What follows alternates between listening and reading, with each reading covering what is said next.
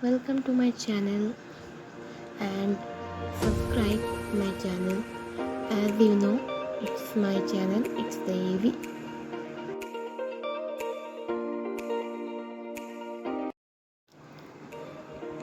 তো আমি হচ্ছি ক্লাস 9 স্টুডেন্ট, যেমনটা তোমরা বোর্ডে দেখে বুঝতে পারবে। তো আশা করি সবারই ফার্স্ট সামেটিভ টেস্ট শেষ হয়ে গেছে। তো তাই এবারে সেকেন্ড সামেটিভ টেস্টের পড়া শুরু হয়েছে আমাদের।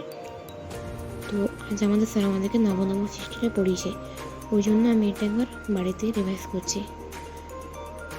সত্যি কথা বলতে ফার্স্ট সামেটিভ টেস্টটা আমার একদম ভালো লাগেনি, ওই জন্য আমি চাই যাতে সেকেন্ড সামেটিভ টেস্টটা আমার একটু ভালো যায়।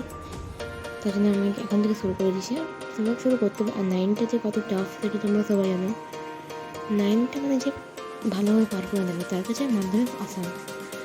আমি 8 থেকে 9 উঠেছি, তাতে আমি 8-এর কোনো মিল খুঁজেই পাইনি। তো দেখো আমার গল্পটা আমার রিডিং পড়ে নিলাম। যাই হোক, রিডিং পড়ছি এখনও, 8 তো শেষ হয়ে গেল। আমি আজ এতটা অবধি পড়েছি, বেশি পড়িনি। এরপর স্যার যে কোয়েশ্চেনগুলো লিখিয়ে দিয়েছিলেন ওগুলো একটু দেখলাম। শর্ট কোয়েশ্চেনগুলো, বড় কোয়েশ্চেনগুলো এখন করিনি, পড়বো। ওগুলো একটু চোখ বলিয়ে নিলাম,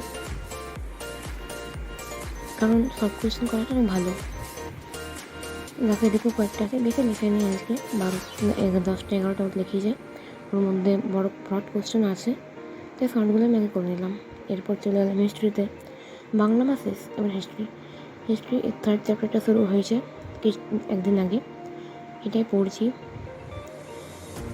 স্যার আমাদেরকে বলে কি তোরা বাড়িতে রিডিং পড়বি, তবে তোদের একটু ঠিক লাগবে। তাই আমরা আগে বাড়িতে পড়ে নিই, তবে যখন স্যার পড়ে তখন শুনতে আরও ঠিক লাগে।